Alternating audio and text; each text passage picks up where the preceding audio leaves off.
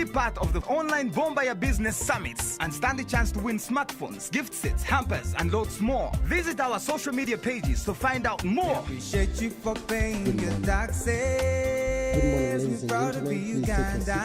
We're about to start with the Celebrate you. Oh, we celebrate you. Please take your seats. We appreciate you. Thank you very much. My name is Biyinzika, and Uganda Revenue Authority, good to have developing you all here. Uganda We are first together. Business Summit. We're going to have 5 summits. This is the first one. Excited to have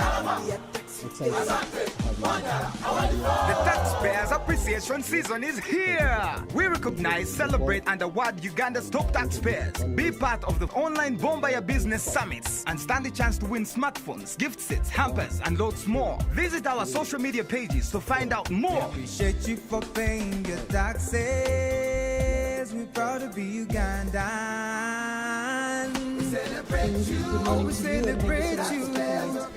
Right here at URA TV. We'll start off with that definitely. We are in our 3rd edition of the URA BOMBA Business, and it's basically about, talking issues of trade, business, and exactly this is the 2nd edition in the COVID-19 pandemic. Many people always look at URA as just that person who is looking for every avenue to collect taxes, but forgetting that Uganda Revenue Authority is actually a business enabler, and that is why they come up with such discussions to make sure that they not only communicate their policies as a tax body, but also give avenue for different practitioners in their fields of duty to give as much information. Information is very, very key in running a business and also having what you need at your fingertips. So once again, welcome to the 3rd edition of the URA BOMBA Business, but also remembering that this one is coinciding with 30 years of URA's existence. I know URA is a bit older than a number of Ugandans. Looking at our demographics, URA is older than a number of Ugandans, but we are happy to have you. Now, starting today, the 15th of October, all the way to the 12th of November, we'll have 5 sessions, and this will be coming through every Friday. And these sessions will be, taken on by different experts in various fields and also moderated by different journalists. And I'm humbled to be your moderator today.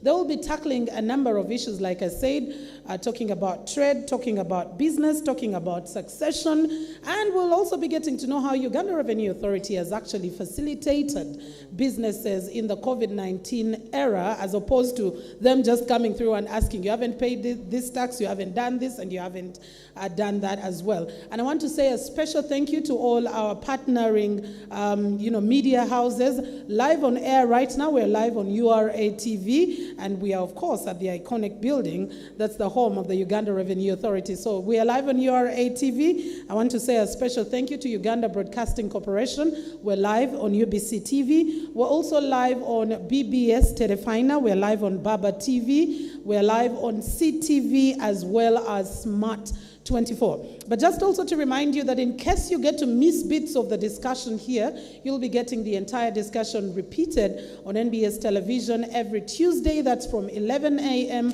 all the way to midday. You'll have a chance to get those. Now get to us online. We are live on all the social media platforms of Uganda Revenue Authority, and the hashtag we are using is URA BOMBA Business 21. Once again, the hashtag is URA BOMBA Business 21. Send in your questions, send in any clarifications you need to get, and we will have the discussion going. And on sign language interpretation, of course, for our brothers and sisters with hearing impairments, we will be having Olivia Nachigozi, who is with us already, Olivia Nachigozi Bulega, and we want to say a special thank you to all the organizations that are represented and associations represented today. We have Kampala City Traders Association, Kasita, thank you so much. We have Uganda Manufacturers Association, UMA. We do have Siatini represented, Uganda National Association of the Blind.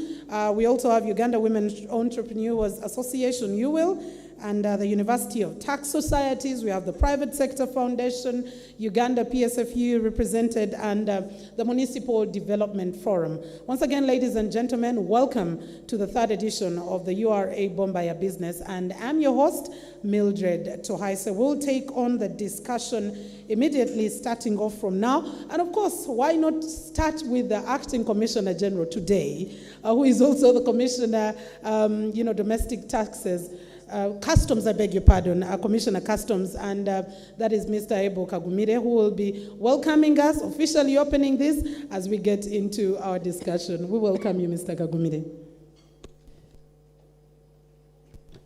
Thank you so much, Mildred. I want to take this opportunity to greet you and take opportunity to welcome you to Uganda Revenue Authority and to thank all the taxpayers out there. I would imagine everyone in the public pays taxes at some point for our BOMBA business.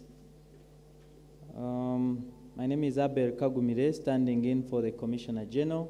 He really wanted to be here with us, and he could not make it at the last minute, but it will go well. It is all well. And we are here to really welcome our panelists as well. Welcome Ruth, welcome Fabian, and welcome Krystal. This is a series of activities we do as URA as we celebrate the 30 years. We started with a Thanksgiving for you who are around on the 15th of September, and this is 1 month now. We are running a lot of activities. We had the caravan cruise at 30 years going all around the country, and there are so many corporate social responsibility activities going on. We recently donated a boat to the BOMBA children in Kabwajara. Hope you. So we are doing a lot up to make sure we appreciate also our taxpayers. So this is one of a series of activities that we are doing as Uganda Revenue Authority. And the BOMBA business has been running every year. So we hope the public will get insights in what we are doing. Our focus in this BOMBA mainly is on business opportunities and how business can recover, and how businesses can recover. And so we think you are the experts that will help us tell the public on how we'll go about this. But we want to appreciate the taxpayers out there for the support and what you have done. At Uganda Revenue Authority, of course, we are in this together. The president insisted that Mildred that we need to increase the tax to GDP ratio. Yeah. And we are trying to do our best to make sure we push it to 18 to 20% by 2024, 2025. It's a tall order, but we are trying to close all the gaps that are within the authority to make sure that this, who is supposed to pay, pays this tax. And want to make it so easy for everyone to know that when you pay this tax, it's for your benefit. So we try to come up with a lot of measures and initiatives that will help our taxpayers and pay. Maybe, Mildred, you allow me to talk about the statistics that we have, if you allow me. Yes, please. I came with some statistics to show you how we performed in the financial year 2020-2021. 71% of the revenue that we collected came from about 4 sectors. The wholesale and retail was on top. The wholesale and retail was on top, where we got the biggest contribution, amounting to Uganda shillings 5,783.69 billion. This is about 29.43% of all the target that is set before us. And the manufacturing sector came second, with a contribution of Uganda shillings 4,461.29 billion, and this is about 22.70%. Then came the information and communication sector, which contributed Uganda shillings 2,059.83 billion. And this is about 10.48%. And while the Uganda shillings 1,643.54 billion, which is 8.39%, this came from the financial and insurance sector. Of course, there was growth in revenue from key sectors compared to the previous year. Manufacturing grew by 27.52%, and information and communication grew by 25.73%. That is one of the biggest growth we got, information and communication. Then wholesale and retail grew by 19.13%, and the financial and insurance services, where my brother Fabian comes from, grew by 5.55%. So these are the sectors which helped us collect this revenue, and we're able to raise 19.2 trillion. This financial year we have a target, our internal target we have set. We want to set a target beyond the finance target. That's how we have stretched ourselves. We want to collect 24.6 trillion. And hopefully the staff of URA will do their best to get this out. And as URA, so there was revenue decline in some sectors. Maybe to put it into perspective, there are some sectors which didn't do well in 2020-2021. When you compare with 2019-20, accommodation and food service activities, this is where we used to get some good revenue, but it declined by 37.38%. The education sector declined by 10.35%. The arts, entertainment, and recreation declined by 31.39%. And of course, you all know why. These sectors have been locked most of the time because of COVID-19 pandemic. And as Uganda Revenue Authority, we're trying to do our best to see how we can continue producing even amidst these circumstances. So we've come up with measures, Mildred, as a revenue authority, that would help us get out of this ditch. Whether you want or not, COVID is with us. So we have to think of how we can work with COVID. And even when we think it will be after, we don't know when it will be over. So as URA, we came up with so many measures. I don't know, I can mention a few. Like me, who is coming from the customs side, we've tried to do our best to make sure that we simplify our processes and procedures. Good enough COVID found us when we were automated. I wouldn't want to imagine if we're in a manual environment, how life would be. So we make sure right from the port of Mombasa and Dar es Salaam to our borders in Malaba, Busia, and Mutukula, up to Kampala, Chikubo, and Kampala in the warehouses, all the processes are automated. Whether it's cargo tracking, when we are tracking cargo, we make sure it's automated. I remember at a time when COVID was real, we said, okay, they have said truck drivers should continue moving. So, but the truck should continue, cargo should come. But the truck drivers who drive have to be COVID-free. So we said, before you set off from Mombasa and Dar es Salaam, can we do a test? So we came up with an app as a region, which is called RECDS, Regional Electronic Cargo Truck and Driver Tracking System. So we get your results before you reach the border. It helped us a lot. It helped us a lot. And then we decided also by then, when COVID came, we had to implement what we call the Uganda Electronic Single Window. The electronic single window is where all government agencies come in and log in, those which are involved in clearance of goods. So you don't have now to run to Ministry of Agriculture to get your permit to export goods. You don't have to run to trade to get your trade permits. They are all online. So you sit in the comfort of your room, if you're a trader, you're a business person, and you log on to the electronic single window. Of course, we immediately had to sit in Arusha as East African countries and also agree if masks are needed urgently for our people, if these COVID relief items are needed urgently, oxygen, medical oxygen, cylinders and whatever, before they would be paying taxes. So we said we have to remit duty. So there was duty remission on most of these items, and they were gazetted. So that was another one of the measures we took to make sure that our traders and production continues. So even those who were producing, I think you saw a lot of sanitizers coming up.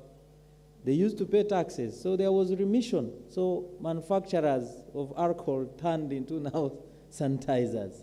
And I think we've not imported any sanitizer. Instead, we are exporting sanitizer. But when you look at the domestic taxes side, because that is customs, and the domestic taxes, we've tried to do simplification of registration. We want to simplify registration. We at URA, we think every Ugandan has an obligation to pay tax. So we are trying to simplify the registration process so that we allow everyone to get a TIN. That's the first stage. Yes, Mildred, you should have a TIN. Whether you have imported, whether you're in business or not, have a TIN as a basic. Have a tax identification number. And one is that. And we have been doing that by making sure we don't stay in Kampala alone. We are trying to move up country. Part of the reason why we bought the buses, if you saw the buses now, we have regional buses, is to do that. There are some hard to reach areas, and we have taxpayers who are doing business, and they are not registered. Yeah. So we want to make sure that at least we expand the register.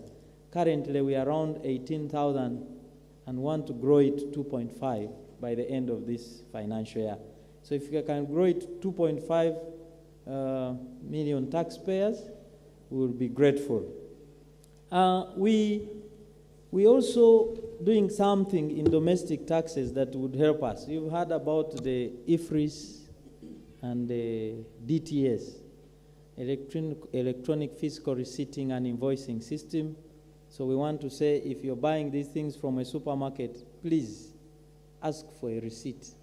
We had started a campaign called Impari City Young. If every Ugandan would buy something and ask for a receipt, not just this cash sale receipt, we are looking at an electronic invoiced receipt, then indirectly every Ugandan is paying a tax.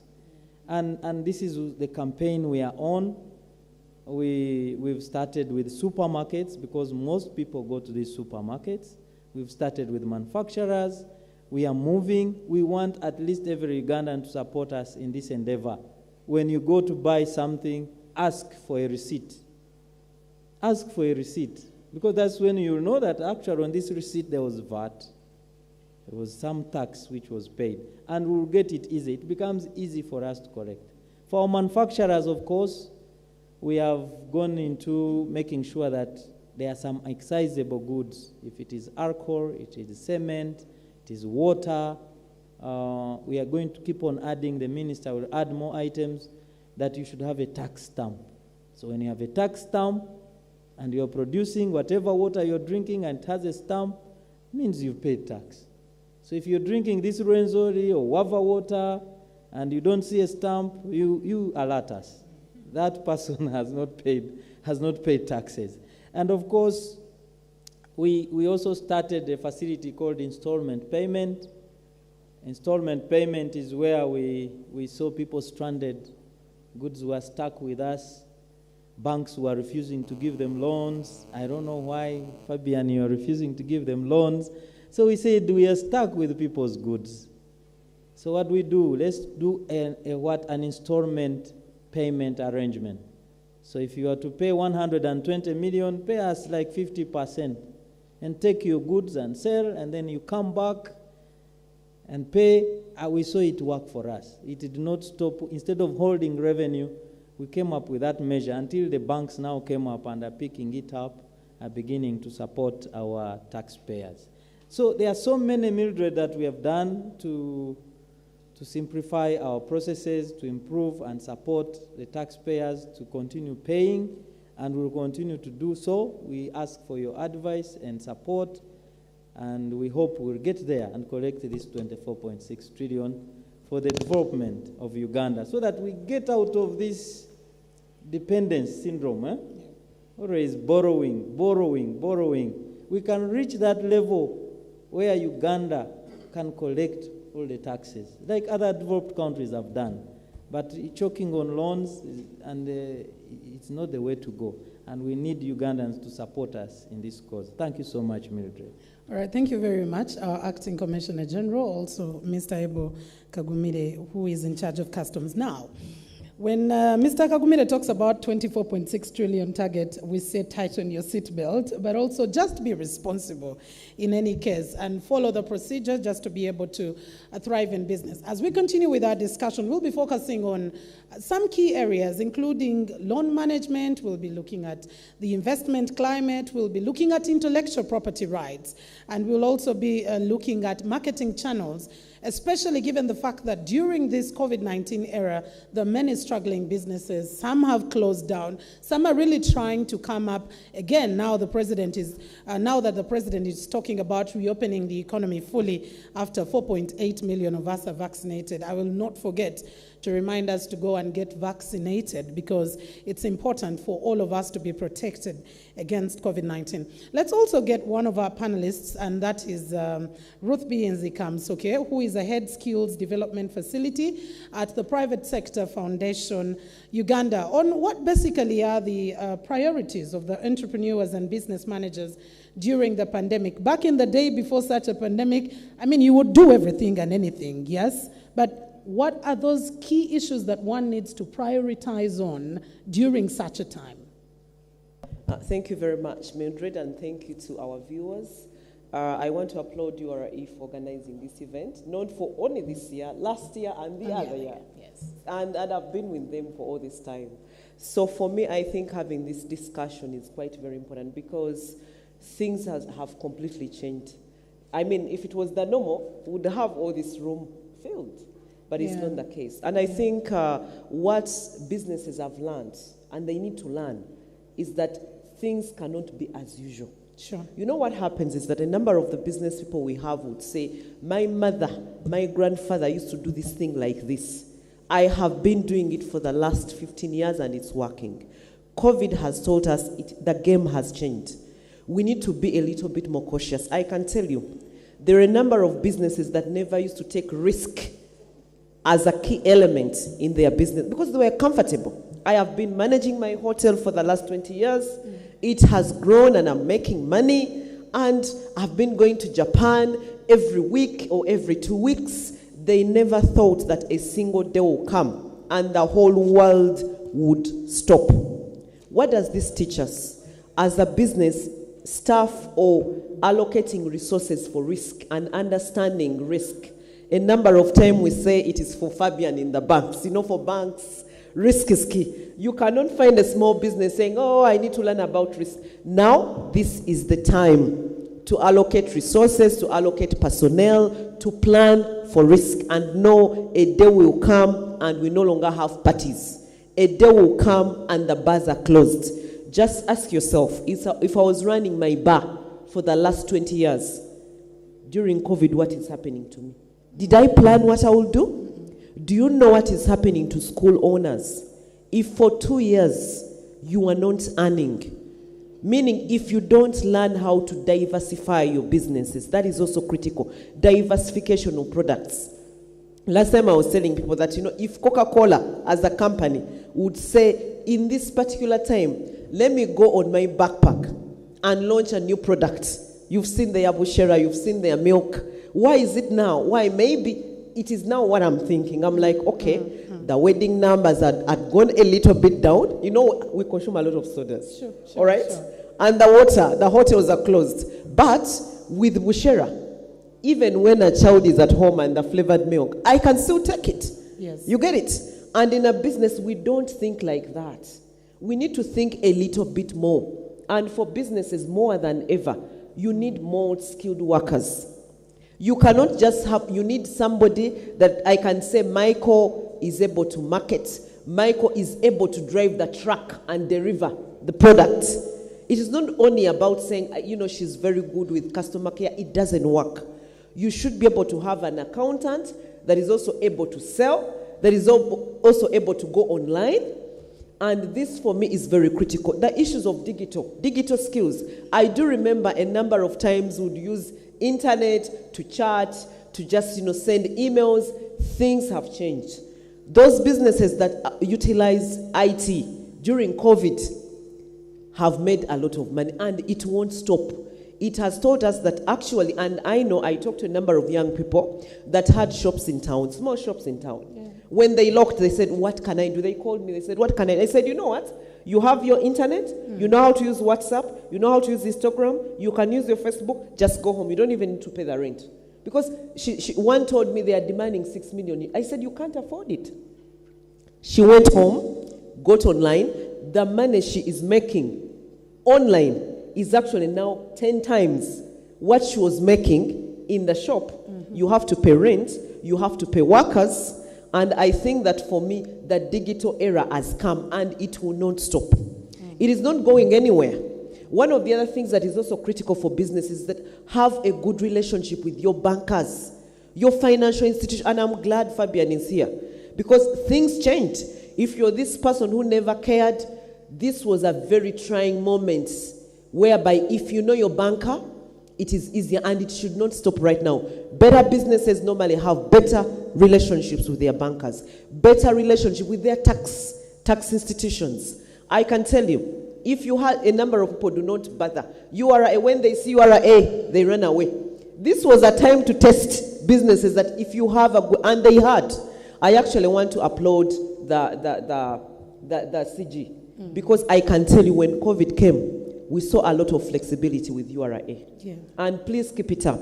Because for me, I say we are in a marriage, it's a relationship. And a number of people that utilize URA actually benefited a lot. Yeah. Because they would understand, sit with them, talk to them, and you're able to get a solution. And this is teaching us that actually these institutions that we see, they should not be far away from us. They should be a little bit nearer.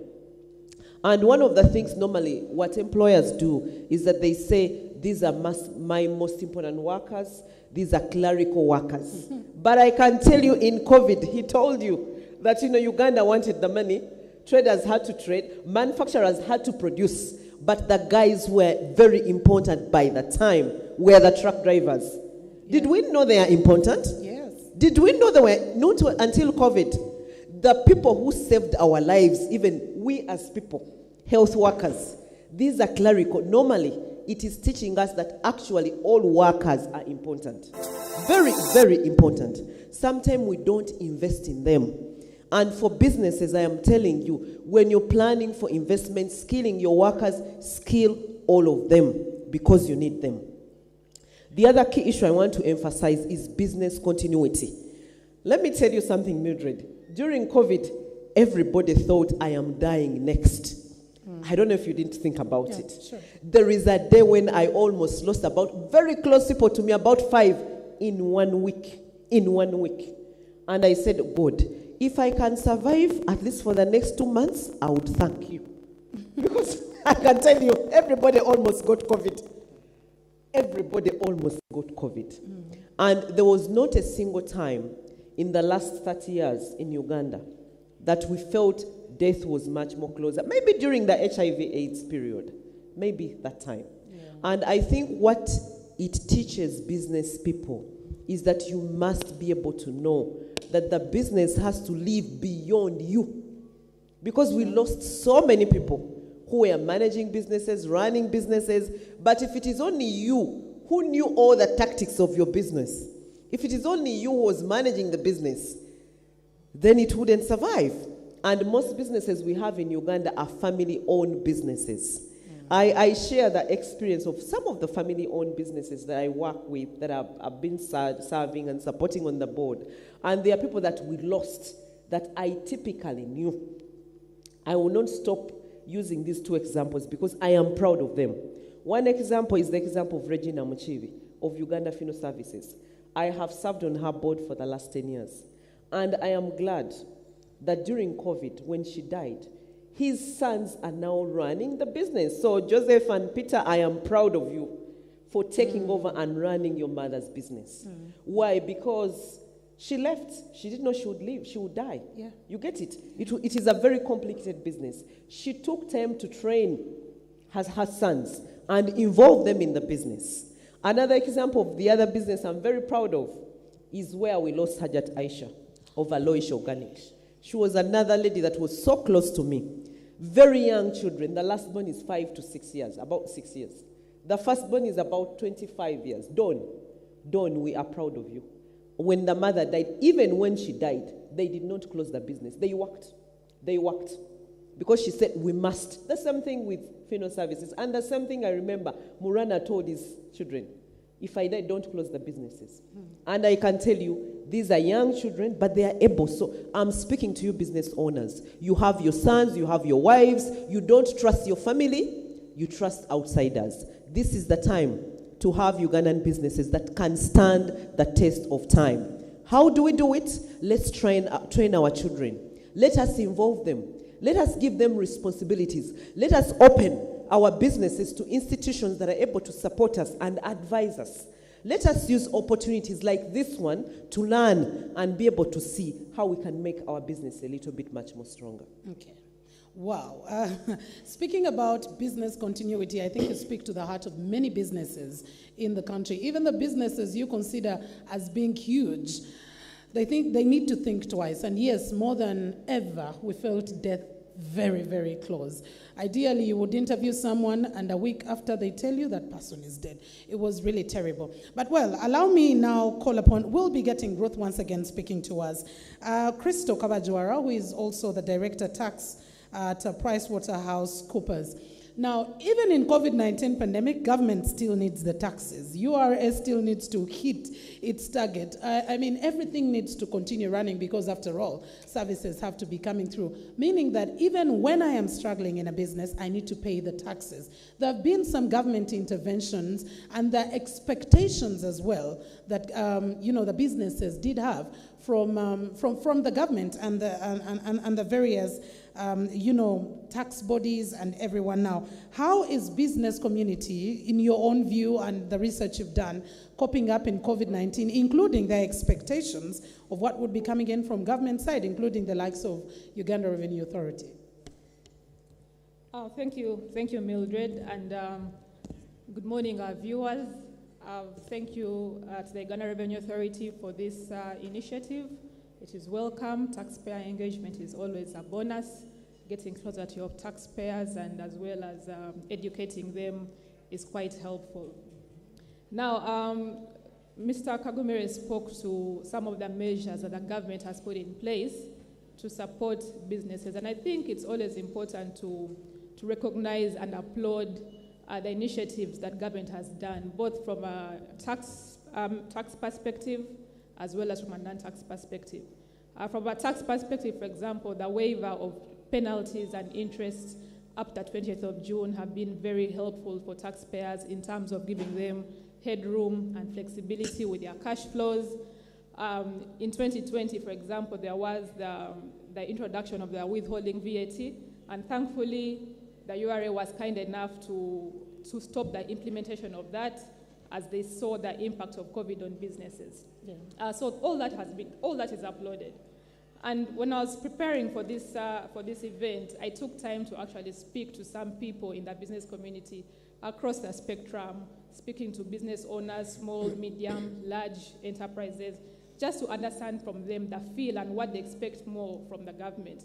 And I found that the answers their responses were quite consistent around areas, for example, certainty. Right now, times are so uncertain. And every bit of certainty is helpful to business owners. Let me give you an example. Every June, when the budget is read, many business owners hold their breaths.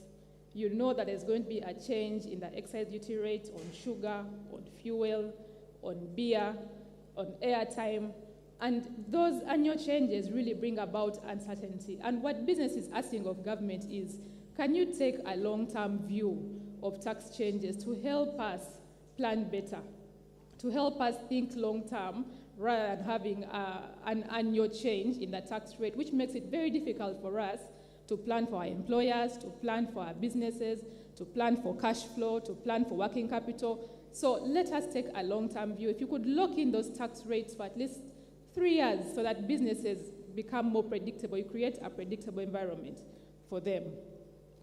Empathy is one of the things that has come up. And I think the key word here is more empathy. And I like the flexibility that has come in from the URA in terms of giving longer payment periods for taxpayers, deferring tax payments, deferring the filing of returns. That shows empathy. But what the business community is saying is that have more empathy, especially around dispute resolution. When we have a disagreement, when you come in and you audit my business and you give me an assessment of 20 billion shillings, or you give me an assessment of 10 billion shillings, that alone is the difference between life and death for my business. Before you actually make that move, engage with me, understand my business, understand my pain, what has happened to me, how has COVID impacted me. Before you issue a practice note or some directive, let us have a discussion with the sector, with the industry, so that we are working and we're in this together. What businesses don't want right now is surprises. So let us try to minimize surprise as much as possible, engage with the business, be open. We want to see a URA, a government that is open for business, that where people know that I can walk into Mr. Kagumire's office and he will listen to me. I can walk into CG's office and he will listen to me. I can walk into Kampala Central, large taxpayers, and I will be listened to. So let us have that continuous engagement. There has been this issue around landlords and tenants. And I know there's been a lot of financial relief given to some sectors, looking at the UDB COVID relief fund that was extended to manufacturers of essential goods and items, and also not forgetting the 100,000 shillings that came in from Office of the Prime Minister to the vulnerable in our communities. But the landlord-tenant issue is a critical one. You know, at the start of COVID, there was a directive from the government that landlords should not evict tenants for failure to pay rent or for delays in rent payments. Yeah. If you go to downtown, you find so many buildings unoccupied, shops were locked with people's goods in there. And yes, it's been helpful for the tenants, but there has not been a corresponding relief for the landlords. And yet, we are all in the same country. We are all being affected by COVID. So how then do you help the landlords in this kind of situation? Mr. Kagumire spoke to the targets that the URA has at the moment to increase. I think you said you're working towards increasing collections to about 24 billion shillings. I know your target from finance was about 22. But from our perspective, last year the economy grew by 3.3%. The previous year it grew by 3%. It's projected this year to grow by 4.3. I don't even think we shall get 4.3 given the current economic situation. Yeah. URA's target is growing year on year. Can government reduce the pressure on the URA? Oh, yeah. Because when you put URA on pressure, they have passed on that pressure to taxpayers. And then they will go for the long-hanging fruits. They will not go for the people who are not in a tax net. They'll come after the businesses that are already compliant, that are already in the system. So where is that additional, Mr. Kagumire, where is that 24 billion going to come from? If it's not going to come from me, who already owns a business, I'm already complying, I'm already struggling to pay my taxes. Yeah, so if that pressure can also be reduced at the top end so that there is more flexibility down the bottom end. Okay, thank you very much, Krystal. I love the last one, and I think Abel and the team should be smiling at that one. And also you talked about the aspect of, I would refer to it more as balancing the boards, the issue of the landlord tenants issue. Well, the bill is coming through back to Parliament, and I also felt it for the likes of Fabian. The government is saying restructure loans, or you should be flexible, but the banks are also saying this is not our money, it doesn't belong to us. We also need to be facing all the expectations coming through. And this is where I would also bring in Mr. Fabian Kasi, who is the managing director of the second largest bank, and I'm talking about Centenary Bank. Business financing in this COVID-19 pandemic. Where are the opportunities, but the challenges as well? Because we need to speak about this. Many were excited about restructuring of loans, but they never went to the nitty-gritty of what it means to restructure a loan and whether there are any costs. Many people thought, I will just come to Fabian and say, please, I am not going to be paying in the next 6 months. I can start thereafter, and everything is okay, and it is all cleared, and the 6 months are just making me go scot-free. Well, Mildred, thank you very much. And again, I too am delighted to be here, to be attending this seminar or session, and also being able to share insights as far as the banking space is concerned. Ruth mentioned that we are now in a new world order where probably things will never be the same again. And the earlier all of us, take cognizance of that, the better. Of course, we've seen the challenges that all of us, including business people, people working in banks and other enterprises, challenges that we've faced as far as restrictions in movement, no longer be able to physically connect. When we talk about us as banks, connecting with our customers has always been a norm. We would always want to be in touch with them, being able to discuss with them how best they need to do their business, discussing with them how best they need to manage their loans, and so on. Because at the end of the day, we need to be in a win-win situation. However, all that has been rendered, a little bit difficult. But that doesn't mean that we shut down businesses. That doesn't mean that shops will be shut down. Life has to go on. And what we've done is to ensure that we reconfigure our businesses, we reconfigure our systems, our methods of working with our customers to be able to make them, be in position to continue to meaningfully work with banks. And talking about loan restructuring, it was one of the things that we immediately took on, because we knew if the economy shut down, if businesses were not working, those people who had borrowed money from banks would definitely find trouble, difficulties in being able to make repayments. So we said, look, come, let's sit down, tell us what is the likely time within which you feel you'll be able to repay these loans. And we had to agree on new repayment schedules. This is what we called the loan moratoriums that were introduced at that time with the help of our regulator, the central bank, the Bank of Uganda, because there were always restrictions as to how many times we needed to reschedule loans. But this time there was that waiver, and we had to work with our customers. Of course, many of them probably, as you mentioned, didn't understand the implications. Many of them probably also didn't appreciate that they needed to do that. So we needed to educate them, to say, come, we sit down, and first of all, we take you through the implications. When we reschedule, it means you'll be paying this loan over a slightly longer period of time. And that would mean you will be paying a little more interest than before. But of course, we knew for some of them it would be a big burden.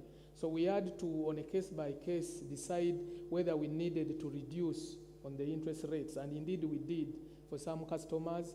We also had to waive penalties, because in the past, if you were to pay late, you would be penalized. But we said, look, we are in this together, so if we can do something, we need to do it, and we did it. And we are still in discussions, again, to see how we can help, for example, the heavily hit sectors, like the education sector. Yeah. We have close to 700 schools that borrowed from us, and currently having portfolio of about 140 billion that is outstanding. Now, these are institutions that haven't been earning, nothing has been happening for the last 2 years, yet they had these loans, that are outstanding. But again, we don't want them to close shop. Because if they close shop, definitely it comes back to us as their bankers, who have been working with them. So we are in discussion with each one of them to see how we can either, waive interest rates, interest expenses, waive the penalties, make the loans, be paid over a longer period of time. Of course, somebody will ask, why don't you, waive the entire loan? As you rightly put it, this money is not our money. It is your money who, deposited it with us. It is their money, the other depositors, and it's the money we are intermediating to lend to these people. So we can't just say that, don't pay, let's start afresh, because there's nothing we shall have to say to the other person who deposited their money with us, and they want to withdraw it at any one time. And we can't say, you wait until when this man has been paid, because that is the mandate of the commercial banks, and that's what we are supposed to do. So that is the catch-22 that we are in, but we know when we have a discussion with these customers of ours, we will be able to come to a solution. And we've indeed been able to do it for many of them, and we hope going forward we should be able to manage the situation as the economy picks up again. As we are hoping that sooner than later we'll have the schools resume their operations, and and other institutions like the accommodation and the hotel industry, as mentioned by the acting CG, which have been greatly affected. And we've taken stock of all these, and we are cognizant, and we know that we need all of us to move together as we pick up, the pieces to be able to continue operating. All right, thank you very much. But maybe before I let you go, many of the businesses, either at inception or during the time, will need access to finance. They will need some bit of financing. And many a times what we are looking for is, where do I sign? Are you ready to give me the money? Yes. Where do I sign? In how long am I getting the money? Most of the times that's what we pay attention to. But what does a business or even a person need to look out for or be sure of before getting a loan? That's on the side of the customer. But also on the side of the lender, what do you need to look out for and pay attention to before you can lend to any business or even a person? No, thank you very much, Mildred. And again, I want to refer to what Ruth mentioned, that if there is anybody who didn't care about risks, this is the time. Us as banks, we've been very cautious about risk. I can tell you we are now much more cautious about risk because we know what it can do. And I'm sure everybody now appreciates when we say, when you come to us and apply for a loan and we decline it, I'm sure now people will be able to appreciate. And what we are saying is, don't just say you want a loan and you come without having assessed your situation, the kind of business you are doing, without having assessed whether you truly and fully appreciate the risks that are embedded in your business. That's why if you are coming in as a startup business, for example, it will be very, very difficult to get a loan from a commercial bank because we are not a venture capitalist, for example. There are those institutions that will say, I can venture into your new business with you to explore and see how it can operate. For us as commercial banks, who are dependent upon deposits of other people, we can't speculate, we can't experiment with people's money. That's why we will always analyze and assess to determine that indeed you are in the know of your business, you've done it before, for example, you understand the risks involved. And that's what we call the capacity of your business. Your business will be able to generate enough cash flows to be able to meet the repayments that will be required when you get a certain amount of money. We'll need to look at your character as well. Some people have the capacity, but their character is bad. Somebody who borrows and willingly goes and defaults, much as the business is working properly, or taking the money and diverts it to other businesses. So we assess the character. We also assess, we assess the conditions in which your business operates. For example, if you're a school now, which is not working because of COVID, the conditions are such that it will be very difficult for you to get a loan and be able to meaningfully use it and make the repayments as required. So we assess all those things. And that's why, and of course, some people will say, I have a building like this, you must give me money. But that is collateral. But that comes later We are not in the business of managing real estate, such that whoever has a solid building, you are eligible to get any amount of loan or money that you need. We need to assess all the other things. Collateral will come later, however big it may be. So don't be there and say, because I have my vehicle, because I have my land title, I'm entitled and I'm eligible, and I'll get, whichever amount of money I need. The banks make that assessment, taking into account all those things, to be able to determine how much money you'll take, for how long, at what rate, taking into account your risk profile. As an individual, an enterprise, before you come to borrow, what are the options you want to consider? Of course, loans are one of the options for financing businesses. But there are also other things you need to look at. I talked about if you're a startup business, you probably don't want to immediately think of loans. Yeah. Think of maybe, have you saved, savings? Can somebody give you a grant, Are you able to go maybe to a venture capitalist? As other options, rather than immediately thinking of getting a loan as a means of financing your business. Okay. We've been talking about this situation in which we are. She talked about, where now people can feel the importance of savings. If there is anybody who hasn't understood the importance of business, of savings, they will never. We know in our economy we have one of the lowest savings ratio to GDP. I think they talk about 12 or 13%. Other developed economies are doing 40, 50% of their GDP as savings. So would this be an opportunity for all of us as an economy to appreciate the importance of savings, grow those savings? And as we grow those savings, we give an opportunity to financiers to be able to get long-term capital. And if we have long-term capital, then we should be able to address the issue of interest rates, which is also another, teething issue. True. As far as financing of businesses is concerned, because our interest rates are still high, making it very difficult for anybody who wants money or funding to finance their businesses. And one of the causes is because of lack of long-term capital, because of low savings. That's very true. Saving culture, and I always love to say that you don't need to have a lot to save. You just need to have the heart, and then you start saving. Many of us think you save after spending, and yet you're supposed to do the opposite. First save, and then you can spend. Ruth, let me first come back to you before I go to our acting CG.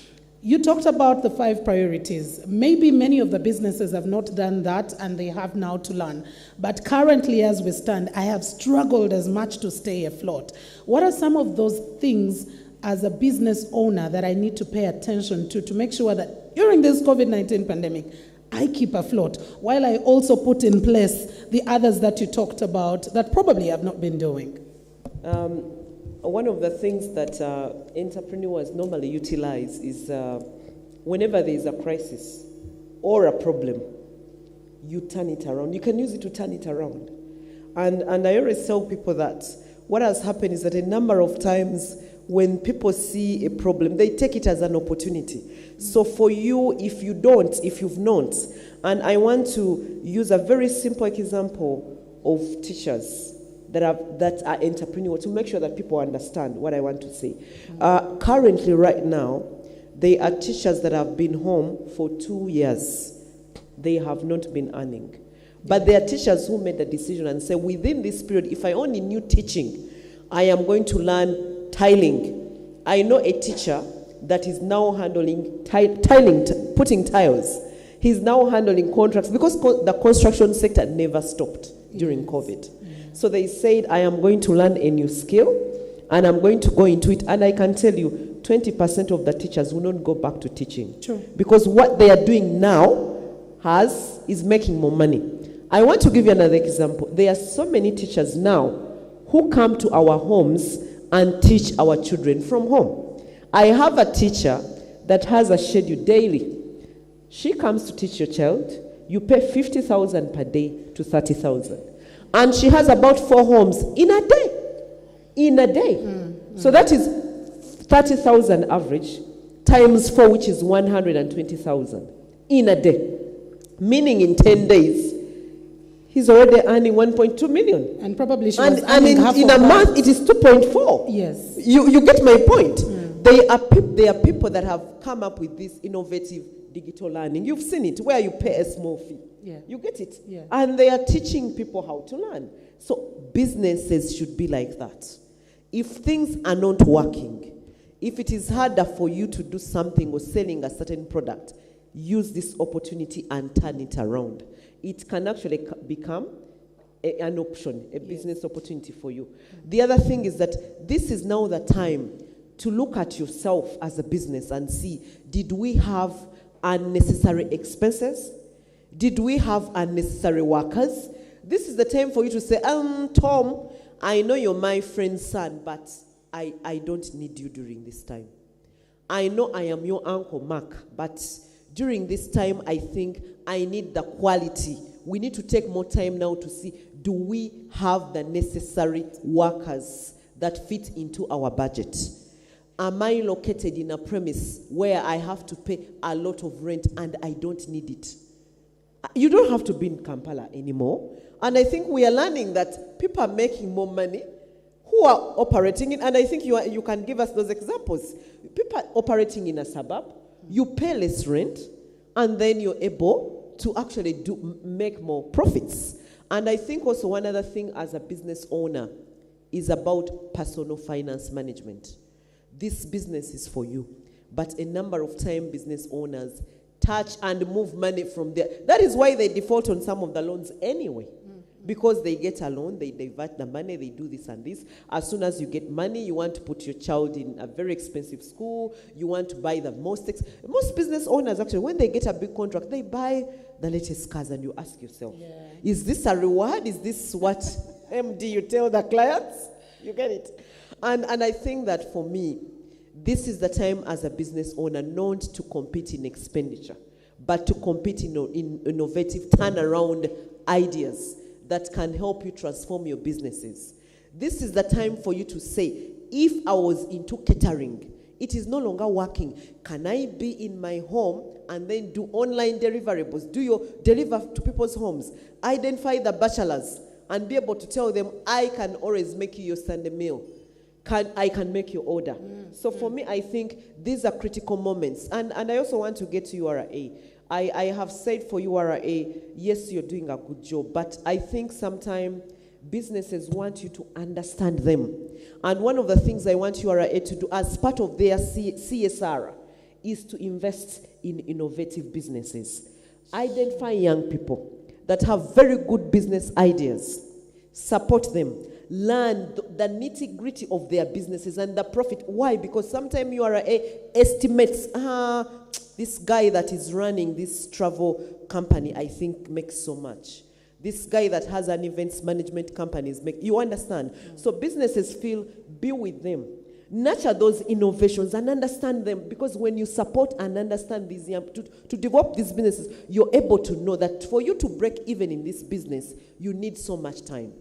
For you to be able to make a profit, you need this so much. You can actually become both advisory as you get the tax. Because you're able to say, I have invested a business for people to go to the moon. Moon is so big at the moment. And I'm going to learn this business. I am going to understand it. I'm going to know how much you invest. I'm going to know how much you earn and how much net profit you make.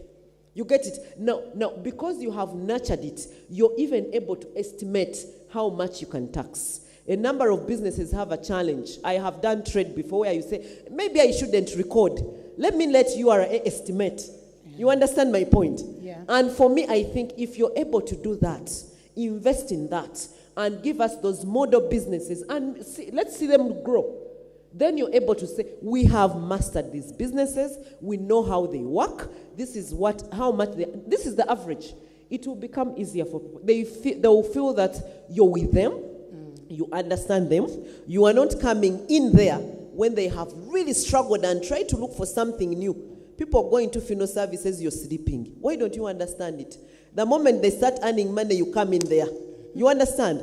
I am saying, and I'm requesting from PSFU, let's try to understand these businesses. Let us nurture them. Do a model every year. Support innovative young people with innovative ideas. Invest in them, understand them, walk the journey with them, and then that's it. You're able to say. The other issue is agriculture sector. We have so many Ugandans that are not paying taxes, and they need these services. And I want to reiterate what the lady said from PricewaterhouseCoopers. Sometimes the businesses says it is too much. Because I am organized, sometimes we say, whenever you're compliant, you know, in Uganda they say having a big butt does not mean you have to suffer the strokes. You get it? Yes. So sometimes you feel it, that, you know, the more I am compliant, and I think that for me, I want the URA section of agriculture, for example. There are so many people that are making money from agriculture. Sure. But and most Ugandans are in there. They sell their passion fruits, they sell their antulas, they sell their dairy products, and nobody, I see all these cows coming on the trucks. You get it? But then you have a little person that is basically having a smaller business, trying to be compliant. And I think that for me, because one of the things the president wants is to also advise, how do we ensure that we expand the tax base? And I pray that URA is able to look at all those. There's so many sectors out there where people are making a lot of money and nobody knows. And then the few that pay actually suffer a lot. That's very true. Yeah. And while you're speaking, I love the fact that our acting CG, Mr. Abel Kagumire, was nodding. And that's why I'm coming to you in the same vein. How is Uganda, I've known URA to be a business enabler, away from just a tax collector. How are you helping these struggling businesses practically as Uganda Revenue Authority? Thank you. Thank you so much, Mildred, and thank you, Ruth, and all panelists. I think you've nailed it, because when I said we want to collect 24.6 trillion, beyond even the finance target, for us we are saying, you know, like in church, I don't know, in mosques, there's zakat, then for us, the Christians, they call it tithe. People pay it willingly. I've never seen a pastor or a sheikh forcing people to pay. He just stands on a pulpit and makes a sermon and preaches, and you see people putting in the basket. That's where we want to reach. Gone are the days where revenue authorities are known to be running after people, closing things, blocking people, and we think we want to make our tax education more clear, so that we are down to earth to this person who is paying and says, why am I paying this tax? Why am I paying this tax? When they get that philosophy, they will just pay willingly. They will just pay willingly. And they will not leave the burden to a few, like you're talking about. You'll find that into a person saying, where are they registering from? I don't have to run after them to register to get a tax identification number. Then I tell them, you are not ready to pay. You've not reached the threshold. When am I reaching the threshold? In 1 year. That is the spirit. We want to start this financial year with 2.5 million taxpayers. And then we see how we grow it, I still think, like you have said, there are very many Ugandans who are actually in the tax-paying bracket who are not paying tax. They are out there. They are out there. But I think it is us who are into revenue collection to pass on this message and tell them the value of paying taxes. Some even are not, they don't know how much, the percentages. Can we break it down and make it so easy and translate it down? And that's why we are focusing more on tax education and expanding the taxpayer register. So when they get on now, we get a clientele, we have a pool which we can go to. We know this one is in Paida, this one is in Zombo, this one is in Chikubo. I sometimes enter Chikubo and I see shops, and then you ask them, you have a tin? And they are there, some don't have tin. In Chikubo, you know those businesses. So that shows you there is still a lot that we need to do as government, not to force people to pay, but encourage them to pay and know when they pay this tax, it is for their benefit. It is for their benefit. And that's the philosophy we are going out with. We've been having another one of encouraging cross-border. You know, South Sudan and Congo. The government policy now is on import substitution. That's why you realize domestic taxes is collecting about 16 trillion and customs is collecting about 8.7 trillion of the 24.6. Why the import duties keep shrinking. So we are encouraging more importation of raw materials and intermediate goods to facilitate production and manufacturing. Now, we have our natural markets here across Democratic Republic of Congo. We have South Sudan. They are our immediate neighbors. They really need our agricultural items. Yeah. Someone will come from somewhere and take over these natural markets. Why? We are still bent on saying China, Dubai, China, Dubai. There's a lot of money in exporting just in our neighborhood here. Yes, take your bananas, dry them, improve on them, add value. You will see how people will take them. They are our natural markets and they need our products. I know the plastics, when I look at the statistics, all the plastics that are in our neighboring countries are from here. All the sugar almost is from here.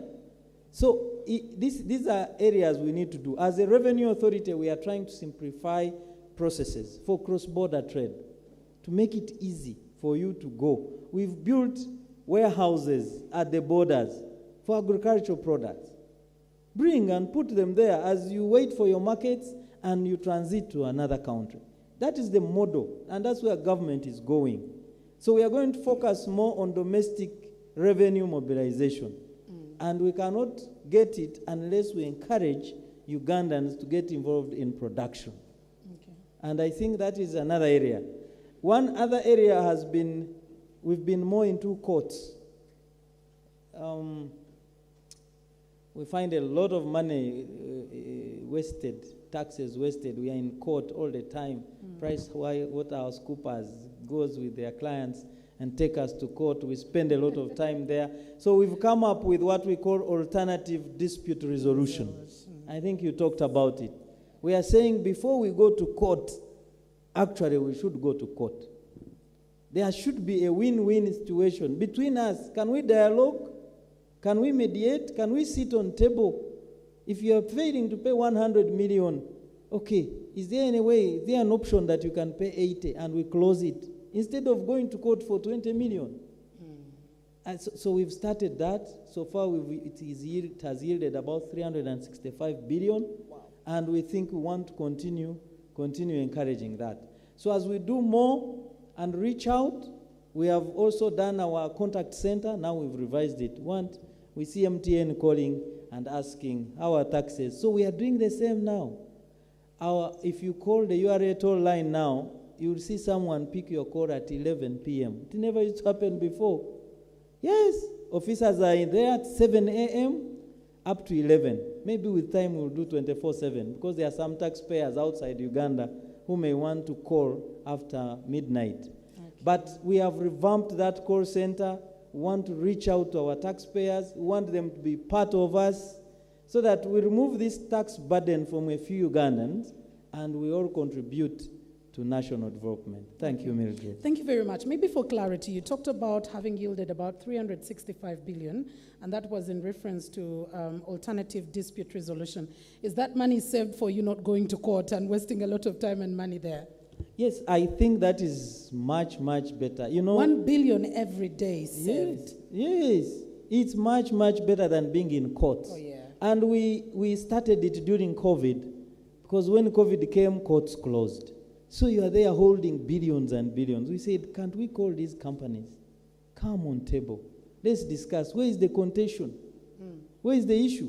Because when you go to the Tax Appeals Tribunal, which is our court for tax, they say, go back and mediate. Oh, yeah. So we realize if they are already sending us to mediate, why don't we do it before we go to court? That's very true. And it's somehow working for us. And we want to encourage those who are still in court. There is room for you to come and negotiate with us. You don't aim at winning us, because most of the time we have been actually winning, because the law is always on our side. But you are delaying in courts. Come, let's pay, and then we move together to collect this revenue. Thank you. And I think alternative dispute resolution, which has also been picked up by the courts, will save us of the normal song, case backlog, because there are cases that can actually be sorted outside of court without wasting a lot of time. Krystal, coming to you, you talked about some of the government interventions.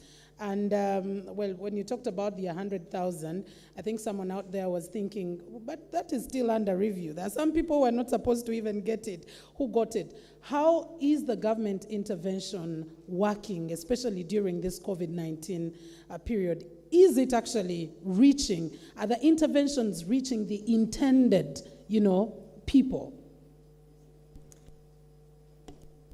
Thanks, Mildred. And I think just before I answer that question, I wanted to speak to some of the points that Ruth and the URA has spoken about. Please do. On family businesses, Ruth, I think the points that you raise are quite critical around succession planning. And we've been working closely with family businesses and telling them you need to seek professional financial advisory services. For a long time, family businesses were reluctant to obtain professional help. But now with the biting impact of COVID, we are seeing many of them coming to seek professional advice. Help me with my working capital management. Help me with my cash flow projections. How can I renegotiate with my suppliers, with the banks and the like? So I'd really encourage the family businesses out there, especially with now with the Buy Uganda, Build Uganda initiative. Let us make use of professional services in helping manage the businesses and turning them around, especially during this time.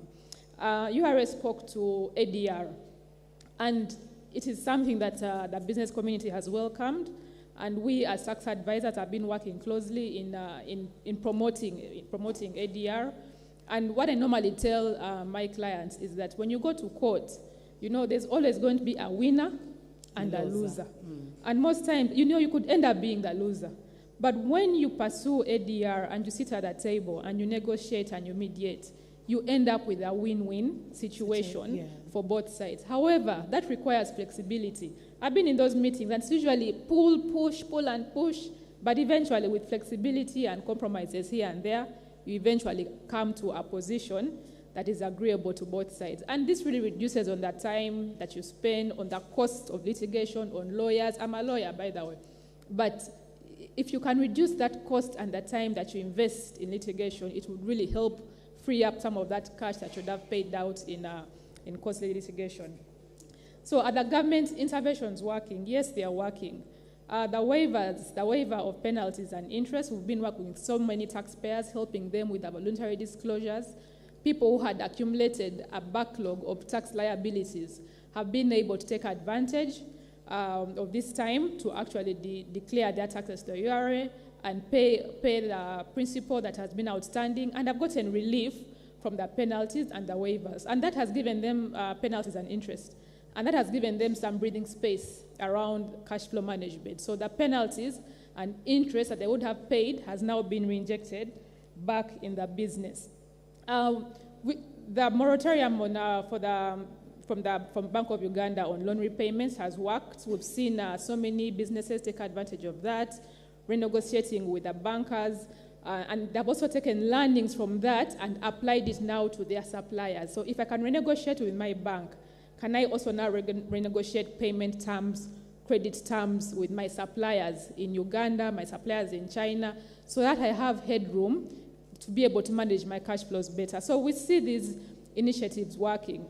The withholding VAT that was supposed to have kicked in 2020, having to put that on hold for now has been quite helpful, because if it had been implemented during COVID, it would have significantly affected cash flow of the businesses. So these initiatives are actually working.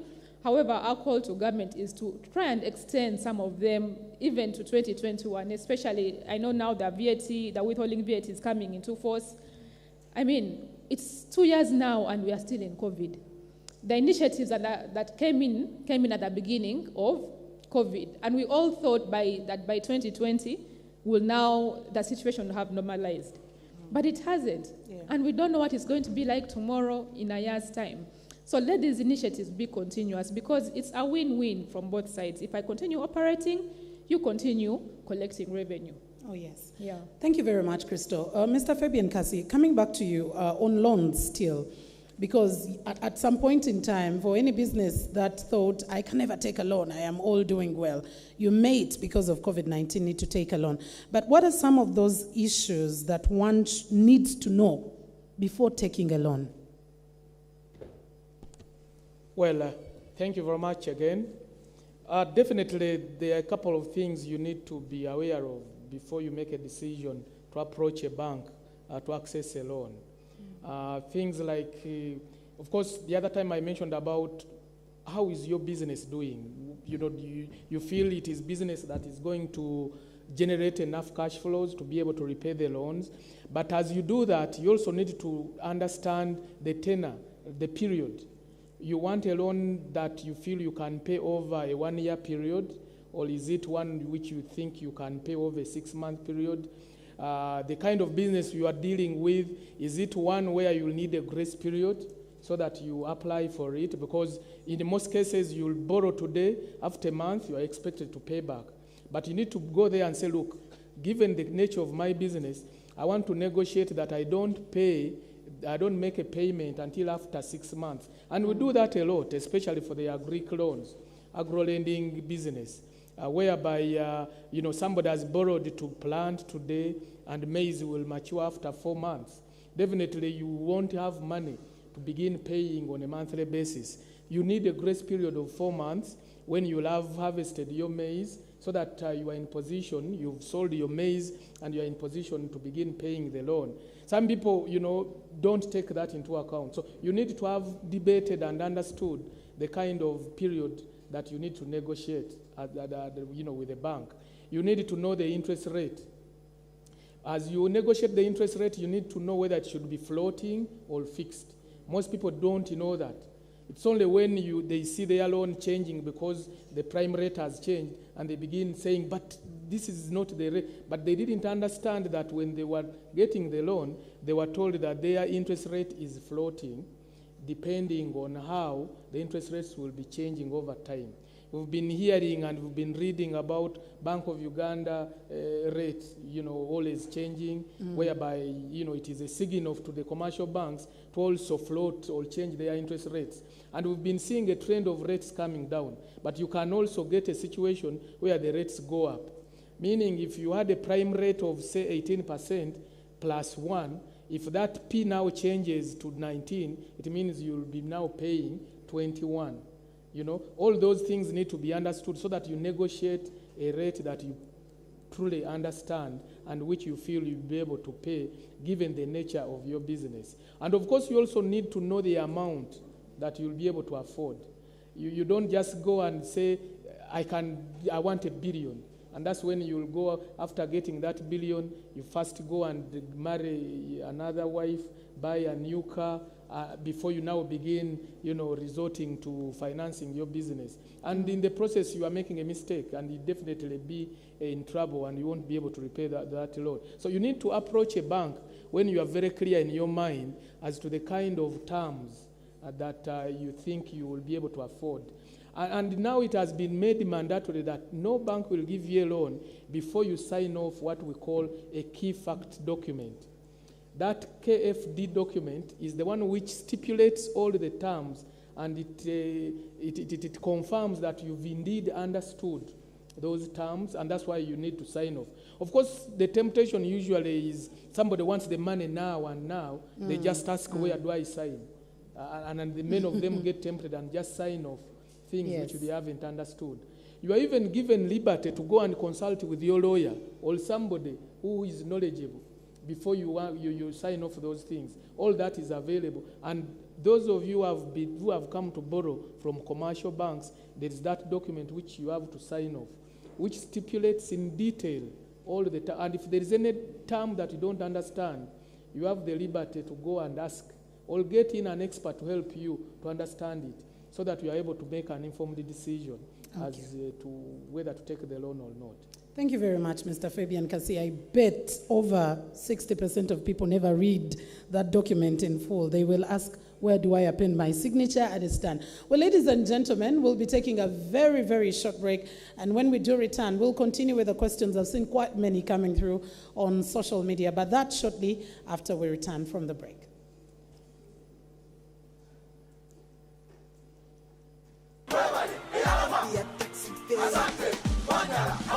The Taxpayers Appreciation Season is here. We recognize, celebrate, and award Uganda's top taxpayers. Be part of the online BOMBA Business Summits and stand the chance to win smartphones, gift sets, hampers, and loads more. Visit our social media pages to find out more. Appreciate you for paying your taxes. We're proud to be Ugandans.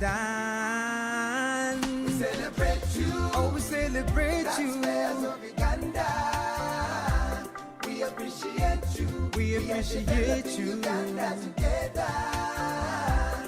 Wherever Uganda Revenue Authority. Developing Uganda together.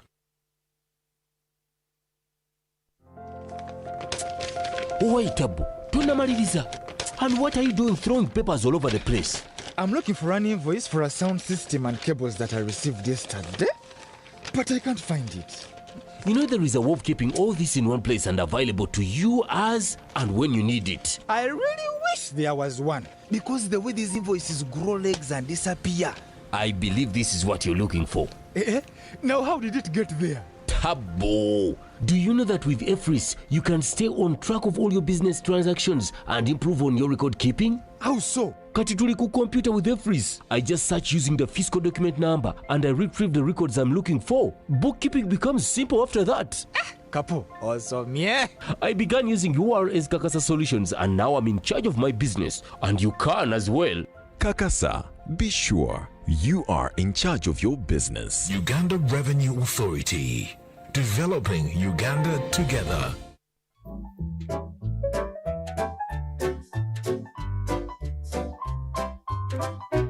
Our humble beginnings take place in September 1991 with an amalgamation of 3 different departments in the Ministry of Finance, Planning and Economic Development. Back then, the economy was just getting back onto its feet.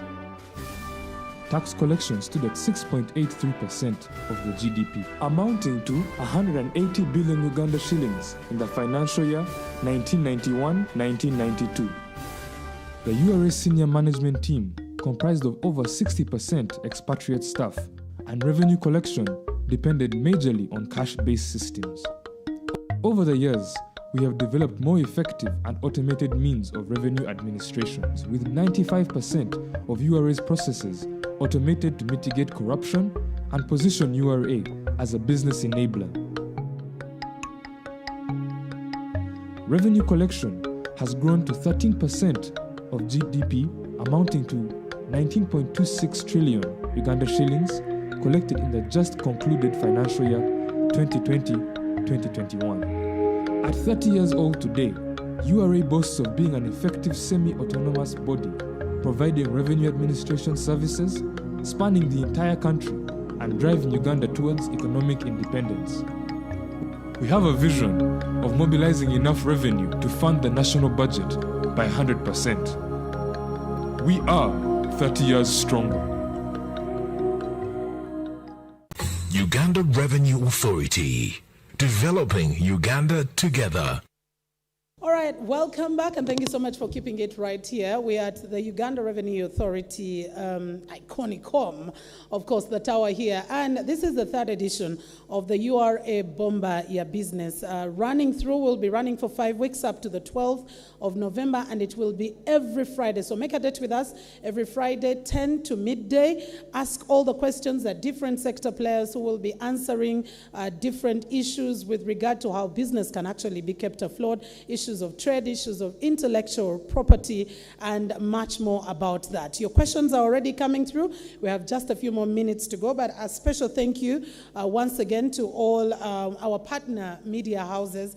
And I want to say we are currently live on URA TV itself. We are live on UBC Television, Inspiring Uganda. We are live on BBS. We are live on BABA, CTV, and Smart 24. But we'll have a repeat of this in case you've just joined and you missed out a bit of the discussion. You will have a repeat of this on NBS television between 11 and midday each and every Tuesday.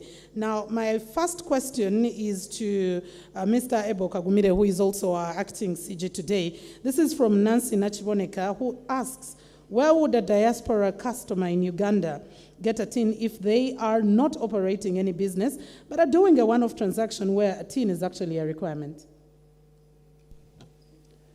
Thank you, Mildred, and thank you for your question. Application for TIN is online. Application for TIN is online. You just need to go to our website, the URA website, and then you go to a column. It's a web application. You fill in all your particulars, and then you get your TIN certificate straight. Gone are the days where you have to come to our office to get your TIN. You can apply for TIN online, and we'll be able to recognize it, and we'll also give you feedback to confirm that the process has been completed. So whether you're in US, whether you're in Canada, whether you're in United Arab Emirates, you can apply for TIN, and you will join our database. And we are growing that number to reach 2.5 million this financial year. Okay, that's great. Another one coming through, as you were mentioning the revenue decline in some of the sectors, education registered a 10.35% decline, while we had, for example, some sectors like accommodation and services registering a high one at 37.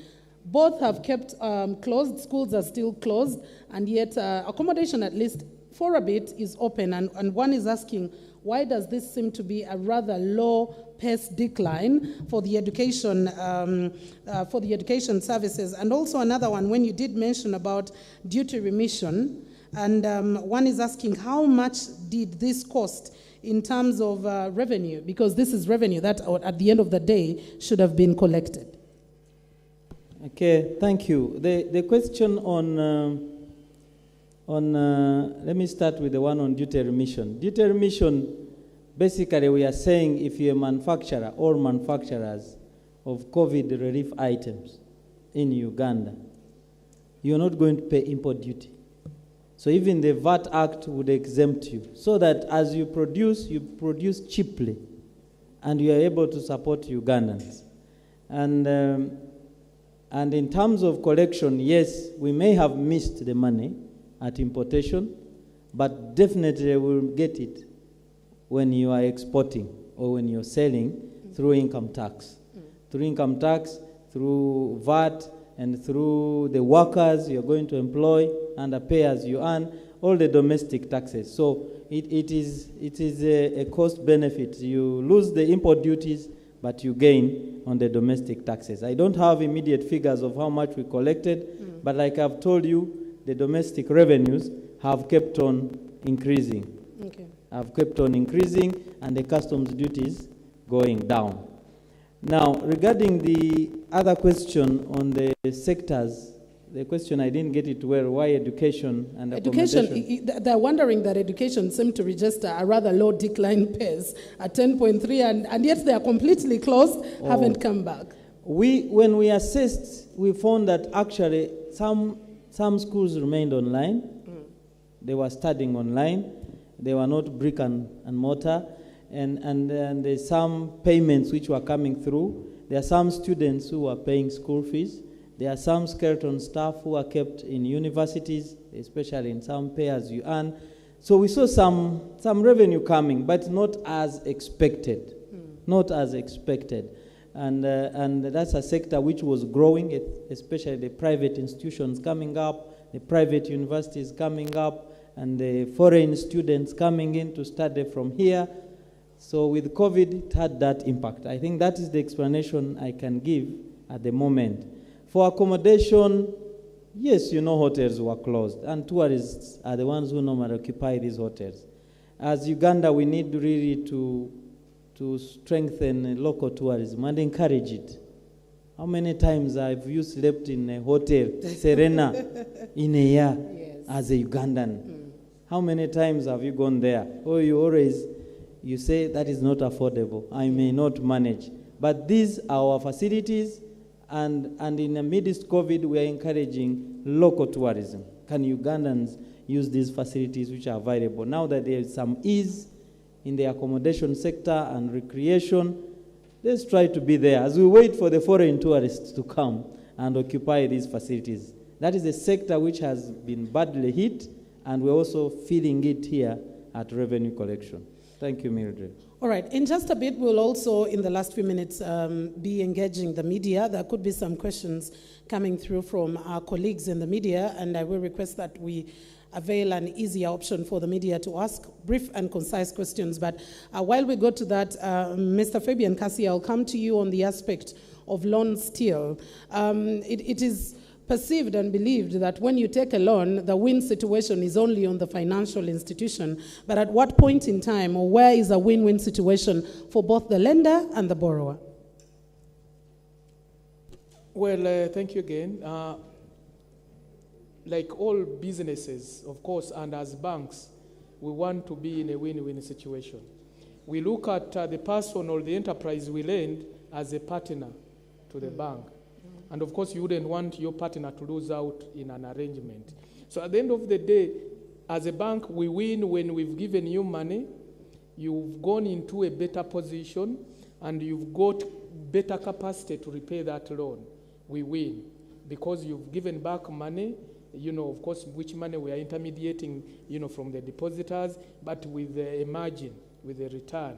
But we would also want you, as you borrow and invest in your business, to be increasing on your capacity to operate, to be growing, to be developing, so that even when you come back next time, you will be in a position to borrow even a much bigger loan. And that is the kind of win-win situation we want. And that's why it is not only about the bottom line of the banks that we look out for, but we also look at the social aspect of the person or the enterprise that has borrowed the money from us. And that's what, for example, us at Centenary Bank, we call it a three bottom line kind of objective.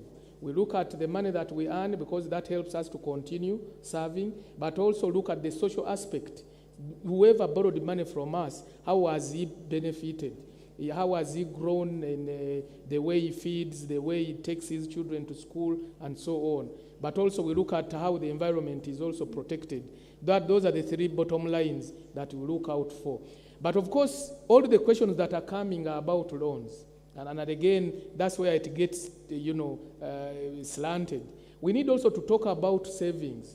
I want people to ask, how can it be made better and convenient for us to save?